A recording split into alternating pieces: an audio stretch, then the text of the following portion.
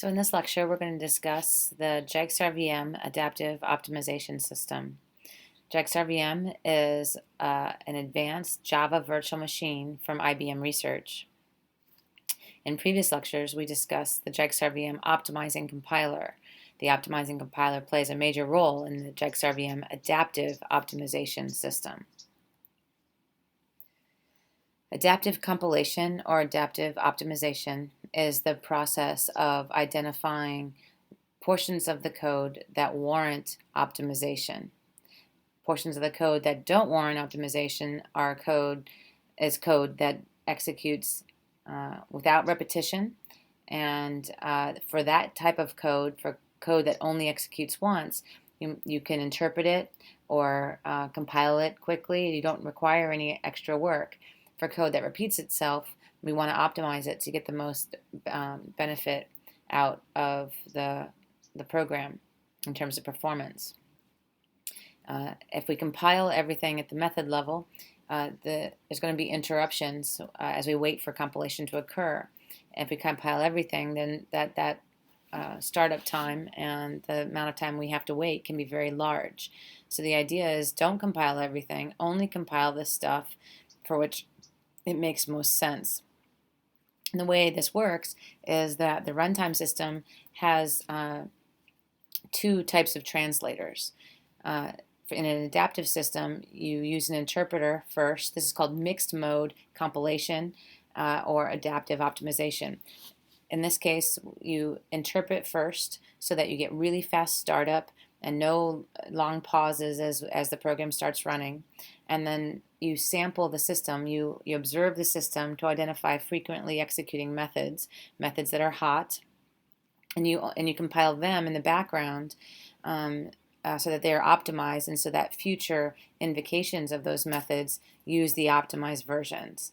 And so you get the best payoff here is because you're only applying optimization and compilation energy when it's going to pay off.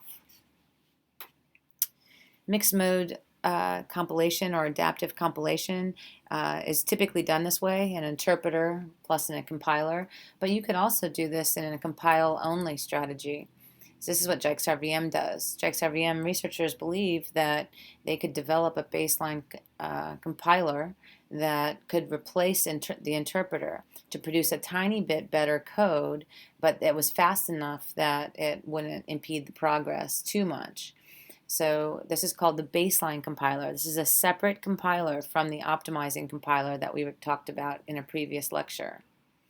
The baseline compiler simulates execution of the bytecode in the operand stack. So it's not going to convert things to registers. It's simply going to set up an operand stack in memory, in software, and access it as if it was interpreting the instructions, but instead of doing one instruction at a time, it does the entire method at a time. Fast compilation is similar to interpretation in that it doesn't impose overhead to actually do the translation, but the code it produces is really poor quality, which means it's going to be slower than if you had performed optimizations. The optimizing compiler, if you remember, translates bytecode to 3 intermediate representations, level at a time. The first level is the high-level intermediate representation, HIR. The second level is the low-level intermediate representation, the low-level, the LIR. And the third level is the machine level intermediate representation, the MIR. There's optimization performed at each level, and at the very end we perform linear scan register allocation to map our symbolic registers to physical registers before we put the code in memory and execute it directly. The compilation process is necessarily slower, but the code it produces is very fast and efficient. Just to give you some idea of the differences in speed, the compilation time in bytecode bytes per millisecond for the baseline is 378. Relative compilation time of the optimizing compiler for its 3 levels of optimization, L0, L1, and L2, are 9.3 times slower, 5.7 times slower, I'm sorry, 9.3 times, slower, 5.7 times slower, and 1.8 times slower in terms of compile time. If we look at the code speed that is produced by the optimizing compiler relative to the baseline, L0 is 4.3 times faster, L1 is 6.1 times faster, and L2 is 6.6 times faster. So in summary, L2 is 209 times slower to compile, but produces code that is 6.6 times faster.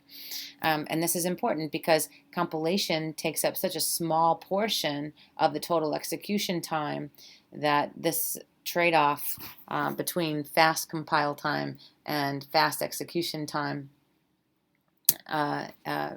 actually results in improved overall performance.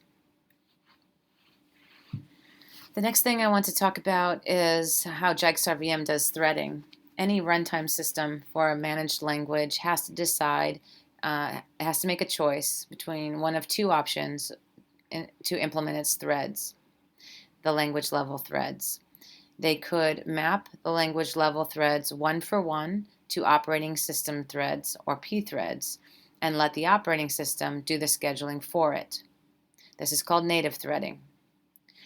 An alternative is to map each Java thread, multiple Java threads, to a single operating system thread and to have the runtime system control when threads switch. This is called green threads in some cases. If you map Java threads to P threads and let the operating system do it for you, you don't know when threads are going to switch because the operating system is in charge. Therefore, you have to make sure that your garbage collection maps for your root set is available at every single instruction because threads could switch at any individual instruction. If we are using green threads, we can control the thread switching in the runtime system, and therefore we can reduce the number of places at which a thread switch can occur. By doing so, we only need to provide the maps for the garbage collector to find its root set at those points. So there's less work for the compiler and less overhead in managing this information. So I'm going to talk about this threading implementation next. The second half of this slide is about yield points.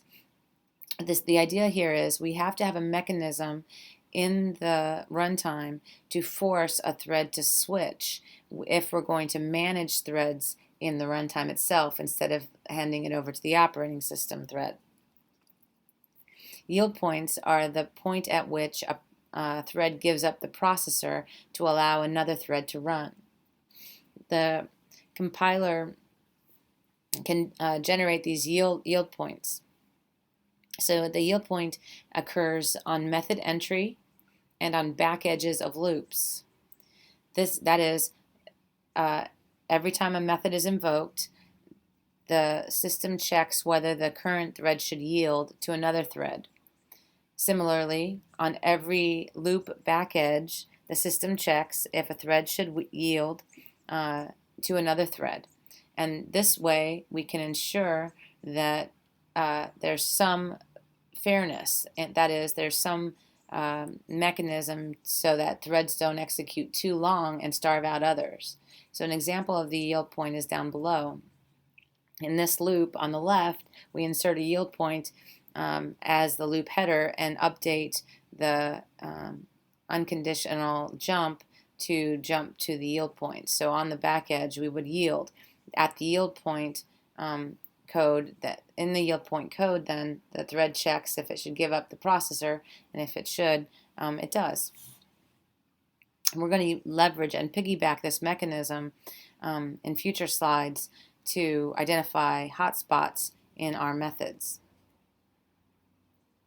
What happens behind the scenes in a yield point is that we have a register that has a bit that is either set or unset. If the bit is set, that indicates that the thread has executed sufficiently long and should give up the processor. So a little timer in the background, a timer signal, is used to set that bit. And again, the yield points are when in the thread start, which means it's going to be in the prologue of a method. That means a method start, excuse me, and on the back edges of loops, as I mentioned earlier.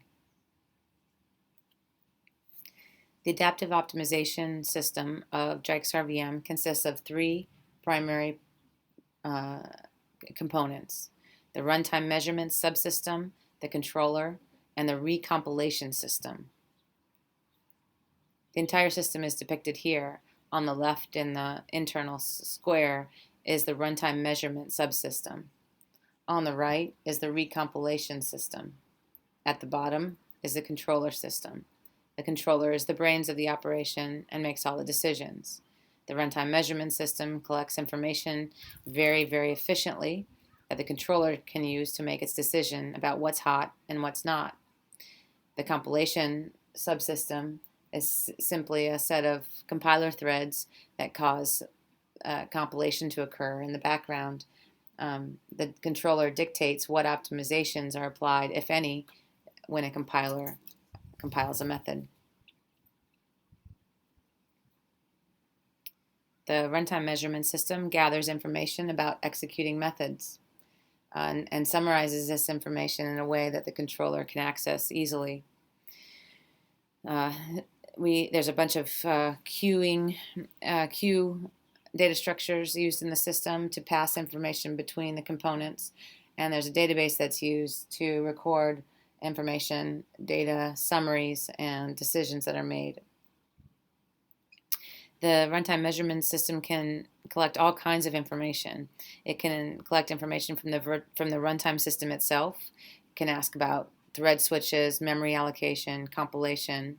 It can actually insert instrumentation into the program to collect information about executing methods, to identify calls that are frequently taken, to do path and other types of profiling, to get a sense of what code is executing where. So all of this is optional for and can occur as part of the runtime measurement subsystem. The runtime measurement subsystem can also access hardware performance counters to identify cache misses, branch mispredictions, and other issues that the hardware can reveal as part of its hardware performance monitoring system. There's a set of organizers in the system, and these are threads that periodically wake up and process the information from the runtime measurement system. That we decouple the threads that produce the information from the threads that process the information to keep everything as simple as possible for efficiency in the system. Since the runtime measurement system is those workers are occurring while the program is running, we don't want to impede the program's progress. And so we're going to just simply collect in a very lightweight way the measurements and process them separately in the organizers. So multiple organizers can process the same data, and they may process it in different ways to make different decisions. You can have them be completely independent of each other. Then again, what's happening here is the analysis of the organizers, the work they're doing to process this information is occurring on background threads, so it's not impeding the direct progress of the application, although it might be taking some cycles away from the application because it's using threads. The next primary component is the controller. It manages the adaptive optimization system. It is the brains of the entire system and coordinates all activities of the runtime measurement system and the recompilation system. It identifies and dictates what profiling activity should occur, under what conditions, and for how long it should occur. And it gets all of its information from the runtime measurement system and the AOS database, that is, the Adaptive Optimization System database. The controller, once it makes decisions, passes them to the recompilation subsystem. It uses an analytic model based on the information it gets from the measurement to compute the costs and the benefits of recompiling. It's trying to identify whether code should be recompiled, whether it's hot enough, what the cost of recompiling is, and what the potential benefit, the payoff, will be. So it uses an analytic model to make estimates of each of these costs and benefits, and uses that model to identify a profiling strategy and to cause recompilation of one or more methods.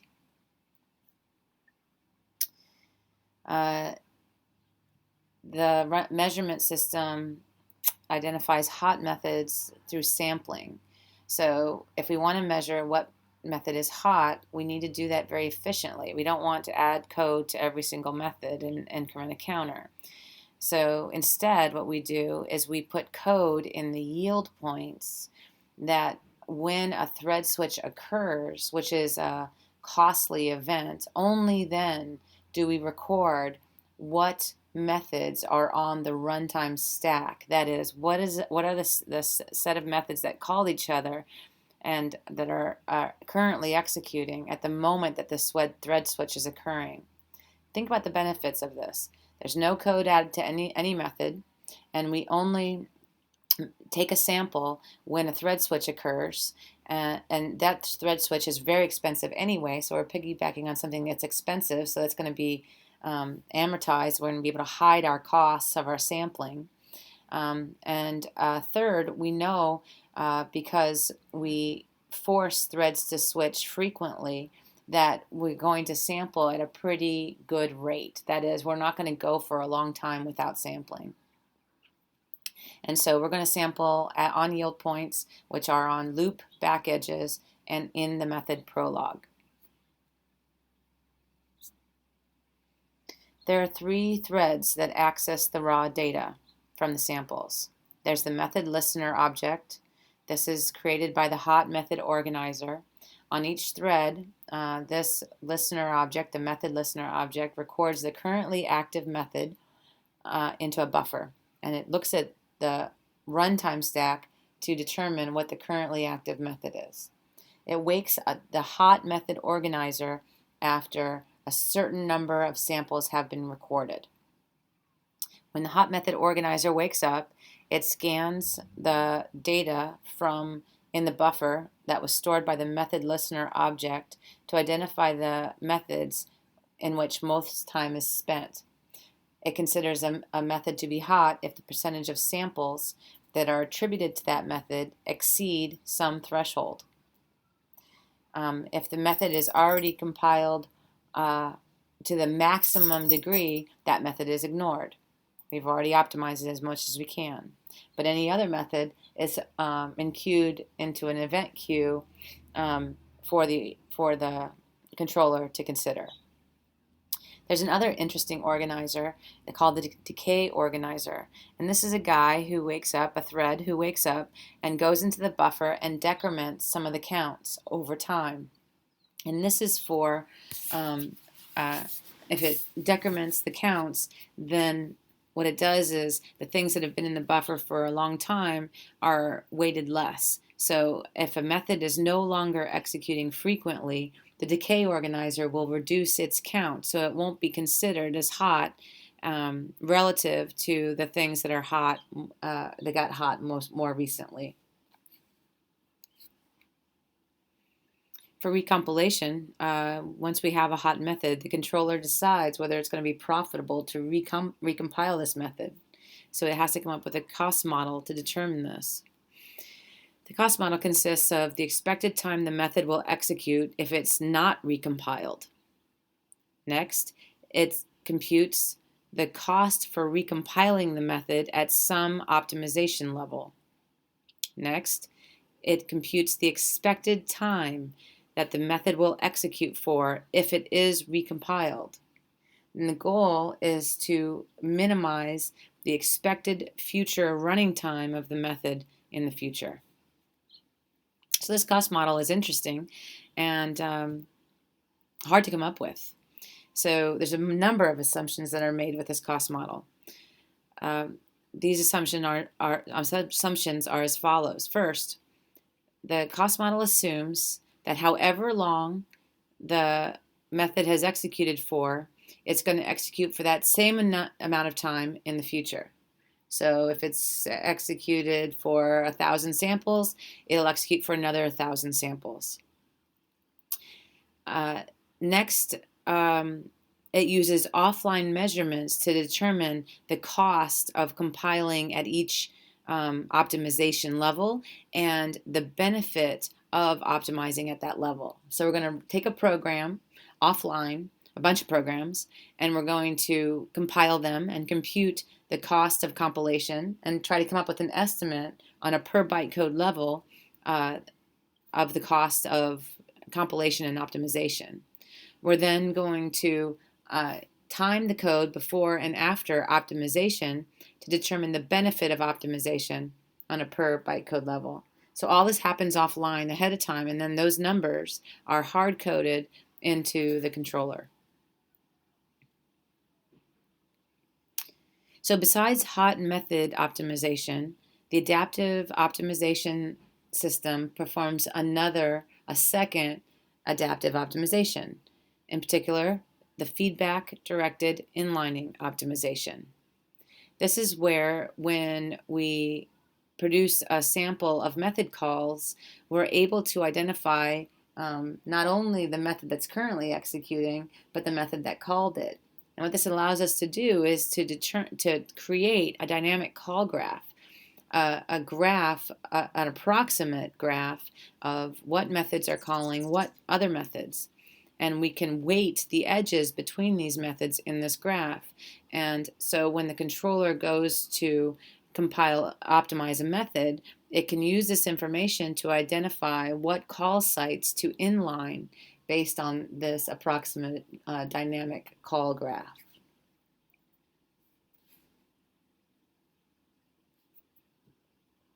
The dynamic call graph organizer maintains this call graph, updates the weights when it takes a sample, also clears the buffer and restarts the listener. And then there's also a decay organizer here that decays the edge weights so that we consider the more recent calls as heavier weight, as more important.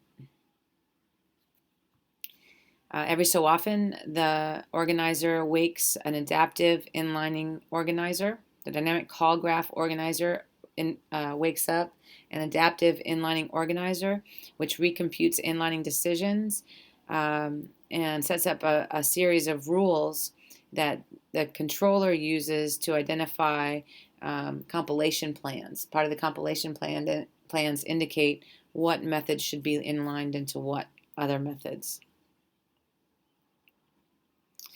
And just to kind of give you a feel of the difference between the adaptive system and the optimization system that we talked about in a prior lecture, what I did here was for a series of just Java standard benchmarks. I run the program, and I turn on the optimizing compiler for everything. So just in time, on the invocation of every method, the optimizing compiler is invoked and to translate that method. That is the first bar on the left of each pair. The second bar, the darker bar, is what happens when you use the adaptive system. That is, we're going to use the baseline compiler at first and only optimize the guys that are hot once we determine they're hot.